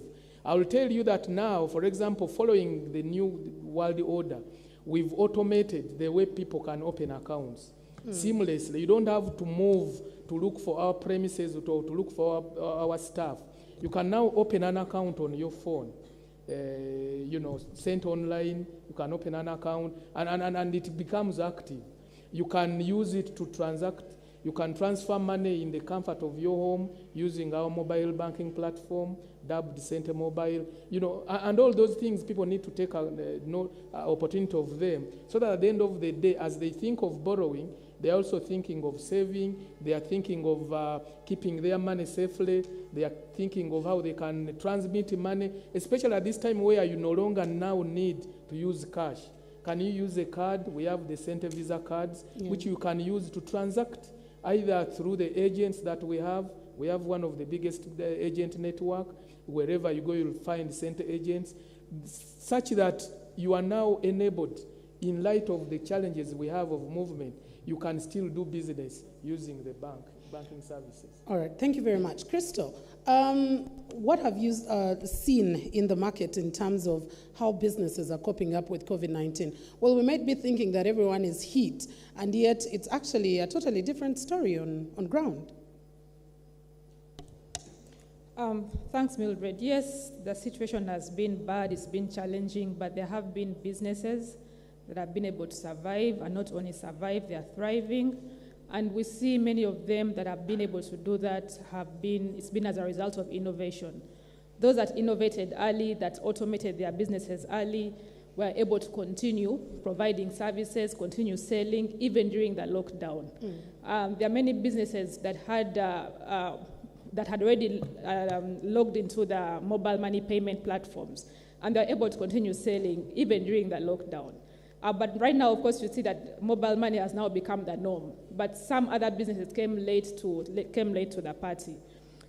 We've also seen flexibility in pricing. If you remember, during the first lockdown, restaurants discounted their prices. And the food business is one of those very high margin businesses. So for them to be able to discount their prices, it was for them to reach out to customers and say, look here, we're able to give you two for the price of one, free delivery. So that has helped some businesses to continue operating. I already talked about things around the renegotiation of supplier agreements, diversification of suppliers. Before COVID, most of our suppliers were coming from China, but in the first part of the lockdown, China was closed for business. So what would that mean for you as a business that was heavily reliant on China? You had to diversify to other suppliers, for example, in United Arab Emirates, in Dubai, which remained open for business. We've seen a lot of, especially on the family business side, embracing corporate governance. You have businesses where you, the business owner, you are the accountant, you are the lawyer, you're the tax person, you're the board of directors, you're everything, you know. But now in the embracing of corporate governance and saying, you know what, let me get a professional to come in and do the tax. Let me get in a professional to come in and advise on how I should manage my working capital. We have seen businesses being able to restructure their working capital and to keep afloat as a result of that. All right, thank you very much. I'll come to Mr. Abel Kagumire. Like Ruth said, many a times, sometimes when there is a new tax, it is the already compliant ones that will bear the brunt. And there's so many people who are not compliant. Apart from just compliance, there's so many people as well who haven't formalized. And yet they're making so much money out there. But for them to formalize, they keep thinking, when I formalize, the only thing I will be expecting at the end of the day is a URA knocking on my door. What is there more than meets the eye into formalization that acts as an advantage to you as a business, as opposed to keeping, under the carpet? Thank you. Thank you, Mildred. And I wanted to speak to this by telling you, of course, we have a program of voluntary compliance at URA, and it has also helped us, people who come and declare. So you don't have to penalize them, you don't have to charge them interest. They just come and say, I've done a self-check and a health check of my business. This is how much I am supposed to pay. We welcome that. And we have those who come and say, I've struggled. We talked of family businesses. I've struggled with keeping books of accounts, and we cannot afford the PwC of this world and the Ernst and Youngs to come and help us. Can you come and send a team to help us out? And we've reached out to them and supported them on how to keep the books of accounts so that they're able to compute the due taxes and file proper returns. So it's a strategic program that we are running of voluntary compliance. And we still, of course, have those who have refused to comply. They are there. Even when you bring programs for voluntary compliance, like the authorized economic operator, you say we will allow you to clear through the ports very fast. We have VIP treatment in the bonded warehouses. You can clear goods on your own. You can have your warehouse. We don't need a URA officer to be there. All those benefits, we give them to our taxpayers, but they still insist, no way. You need to come and look for us. So what do? We go. There is some enforcement arm, of course, but not so difficult. We come, and but there is a process of not forcing you to comply, requesting you to comply. We tell you. We issue with a demand. We say pay. Again, you refuse to pay. Then we go to Kasi, sorry to use your bank, or Centenary Bank. We say we want an agency notice. We place, we say block this man's account. The banks support us. Some even deplete all the money from the banks. So there are categories of taxpayers like that until we reach the final enforcement method where we have to close your business. We don't want to reach there. Because our role is not to close your business. Our role is to encourage you to pay and keep in business. But we are seeing the number slowly reducing of the unwilling taxpayers who don't want to comply. And those are the ones we are focusing on to find out why are we bad? Have we failed to say something? Have we failed to teach you how to pay the taxes? Is it naturally that you hate paying taxes? So we want to reach to them and find out what challenges they are going through in paying taxes. Now, lastly, Mildred, we've realized that that category of unwilling taxpayers who don't want to pay the systems themselves are going to force them to pay. Okay. Yes, the systems are going to force them to pay. So if you are supplying a supermarket, for example, so how are you going to supply the supermarket? Because it's on IFRIS. So you'll be forced to pay. So if we put it on fuel now, will you drive a car with the water? Definitely you'll pay fuel. So somehow the systems that we have put in place are going to not force them to pay, but they will comply on their own. Okay. But I admit the number is reducing and reducing as we do more tax education. All right, thank you very much. Ruth, coming back to you, you were talking about product diversification as one of those, key areas that businesses need to look out for. But in terms of product diversification, there is a lot. But for a business particularly, in line of what you can be able, or how much you can be able to diversify, what are some of the key areas I need to look out for in whatever product diversification approach I will need to take?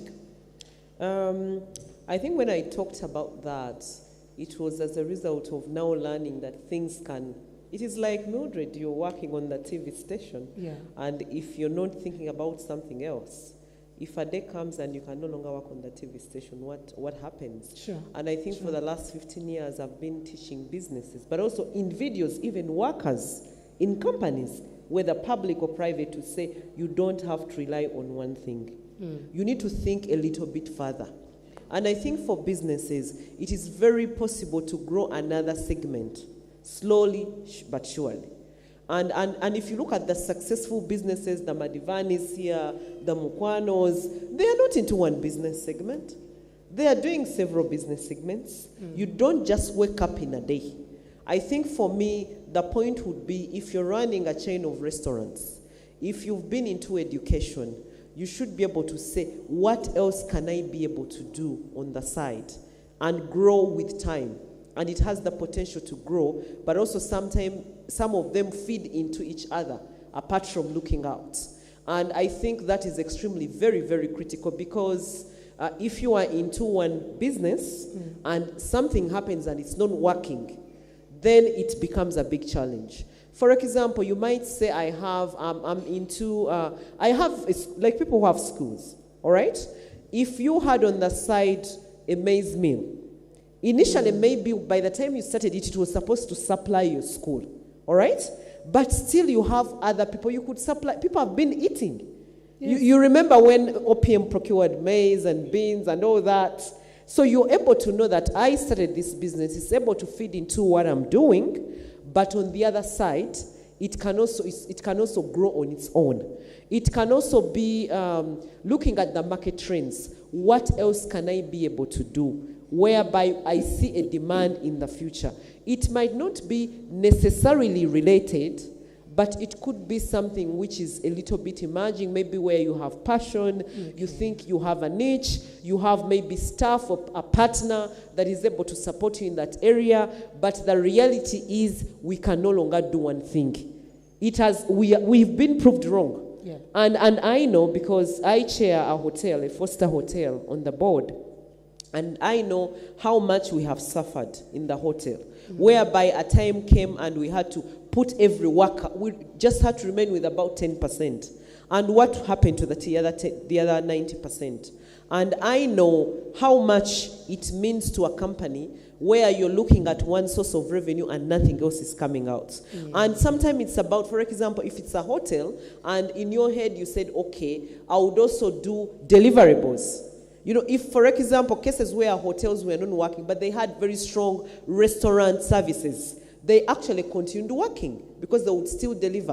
Where they had dry cleaning services that were working and it was good, they continued working. So it can actually be in the same line of business, but maybe do product segmentation in the same line of business. And I still want to speak to the people who are employed that are getting salaries. I want to say, you can never be rich with a salary. And you cannot earn a salary forever, because we will all retire.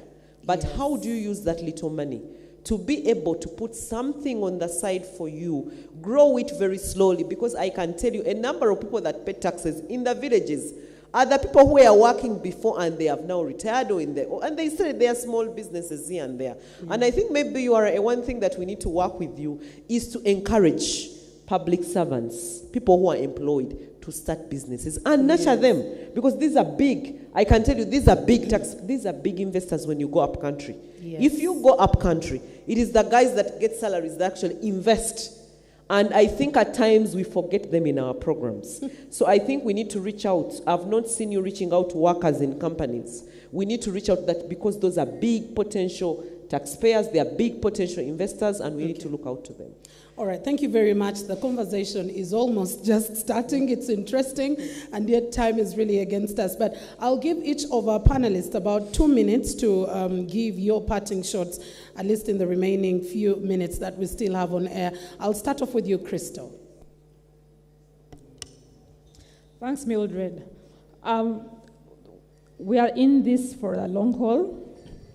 There is no end in sight, and we need to work together to come and have a continuous engagement with all stakeholders, business community, the URA, the government, because it's at the end of the day, it's a win-win situation for both of us. If I continue surviving, if I continue operating my business, the URA continues to collect. So let us enable each other, let us be supportive of each other, and continue working together, having a more consultative approach to business, to the economy, and to revenue collection.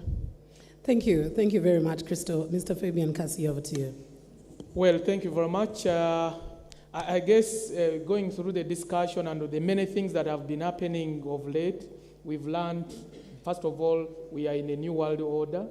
We are learning that it is important for as many people as possible to be financially included. We talk about financial inclusion. We saw when there were restrictions of movement, you needed to pay for whatever you wanted. You couldn't carry your cash to a supermarket or a place. You could easily send it online. So financial inclusion is very critical. We've also learned that use of technology is something that we all need to embrace in light of the new world order. We are also learning that savings are a very critical element of development. You can imagine how people survived when they were not being employed and they didn't have any savings, any money to live on. So at any one time, you need to have money that you can always live on a rainy day. Nobody knew that COVID would come. It came. People had to survive. If you didn't have anything that you had saved, the job had collapsed, many people suffered. So we are learning a lot of lessons. And I think we now know that going forward, we need to recalibrate business models. We need to change the way we are doing things. Things have changed forever. The bus has taken off, and we need to move along with it because this is where everybody is moving to. Issues of savings, issues of being able to work with banks, issues of being able to be financially literate. We talk about financial literacy, very critical. And therefore, it is in the interest of banks to ensure that whoever is working with them is also helped to develop, to survive, to grow their businesses. And they are doing all they can to ensure that that happens so that at the end of the day, everybody is happy to work with banks and specifically to work with the Centenary Bank. Thank you. All right. Yes, definitely. Ruth, the next 2 minutes for you, please. I want to speak to 3 constituencies. Yeah. First, to the government, and that is through the Ministry of Finance. Where the business are right now, they need development finance. The money in UDB is not enough. As Fabian indicated, the interest rates in banks are a little bit high, and it's very favorable for trade finance. But for other sectors, if the country has to grow, we need to have development finance, and in particular, I am saying we need to have an SME development bank.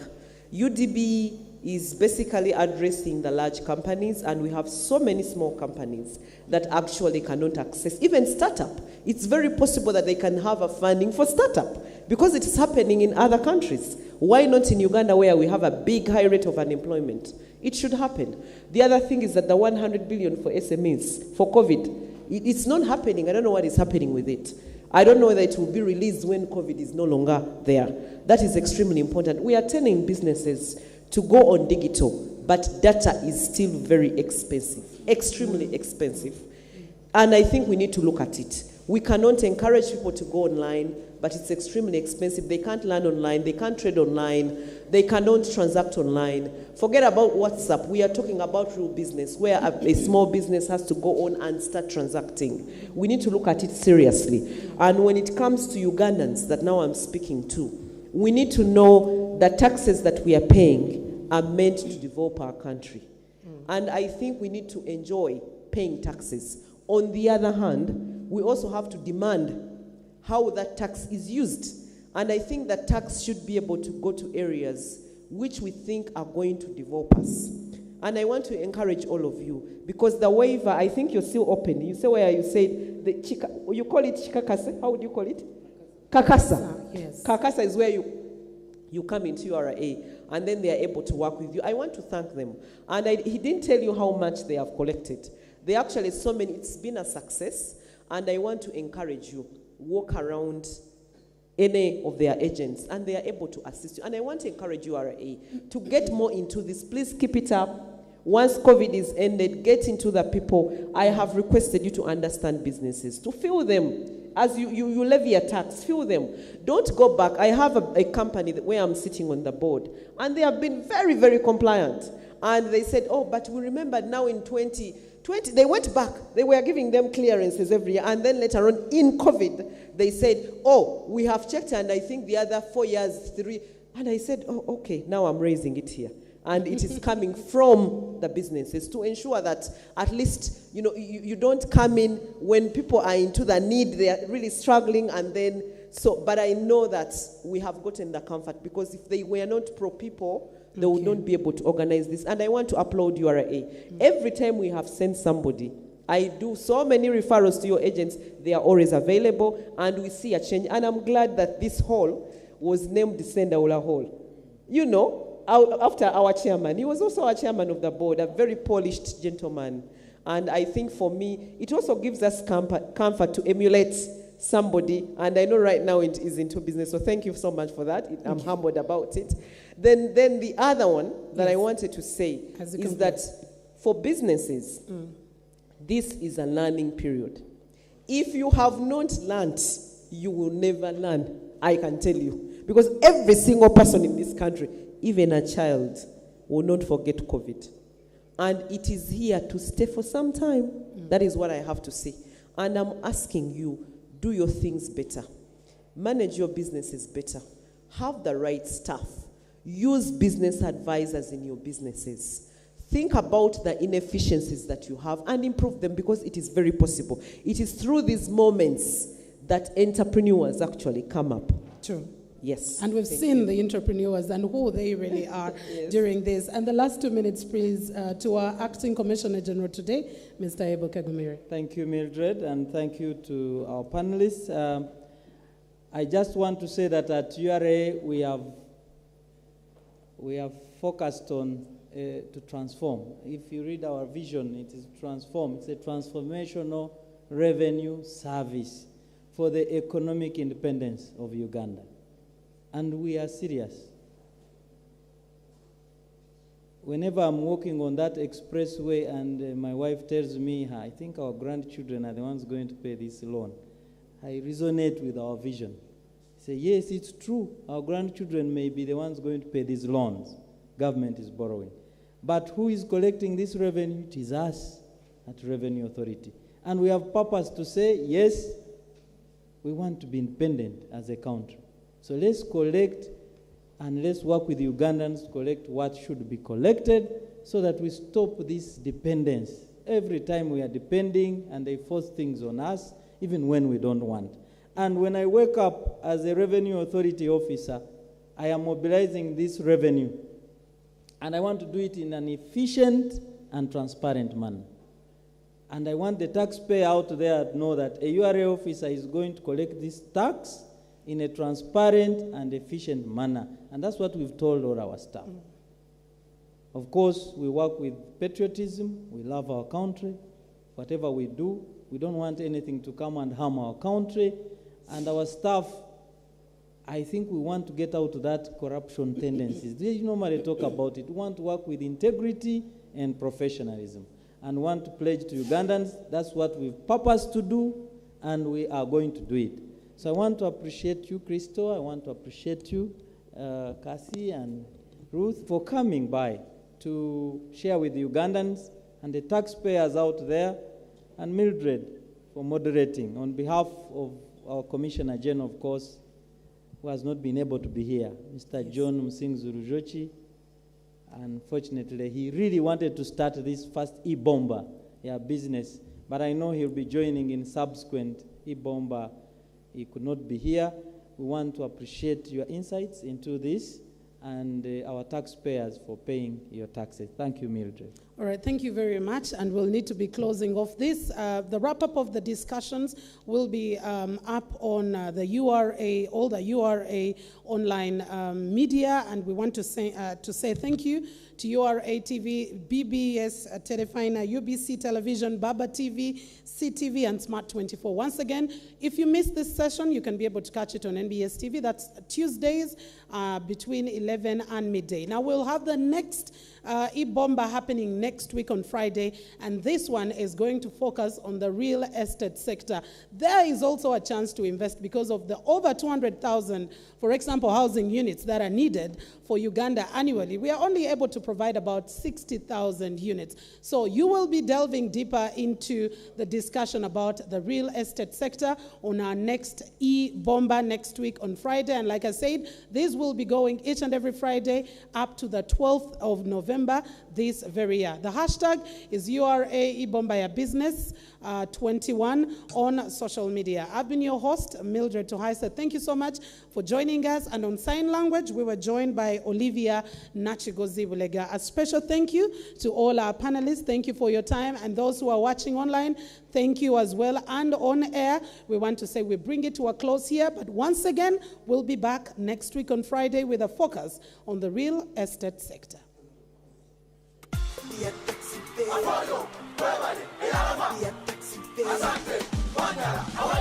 Taxpayers Appreciation Season is here. We recognize, celebrate, and award Uganda's top taxpayers. Be part of the online BOMBA Business Summits and stand a chance to win smartphones, gift sets, hampers, and loads more. Visit our social media pages to find out more. We appreciate you for paying your taxes.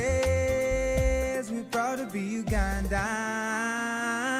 We celebrate you. Oh, we celebrate you. Taxpayers of Uganda. We appreciate you. We appreciate you. Uganda together.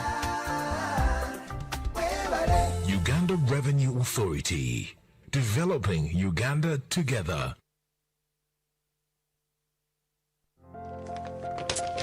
Wait, Abu. Tunamaliriza. And what are you doing throwing papers all over the place? I'm looking for an invoice for a sound system and cables that I received yesterday, but I can't find it. You know there is a way of keeping all this in one place and available to you as and when you need it. I really wish there was one, because the way these invoices grow legs and disappear. I believe this is what you're looking for. Now how did it get there? Tabo! Do you know that with EFRIS, you can stay on track of all your business transactions and improve on your record keeping? How so? Kati tuli ku computer with EFRIS. I just search using the fiscal document number and I retrieve the records I'm looking for. Bookkeeping becomes simple after that. Kapo, awesome, yeah. I began using URA's Kakasa solutions and now I'm in charge of my business. And you can as well. Kakasa, be sure you are in charge of your business. Uganda Revenue Authority. Developing Uganda together.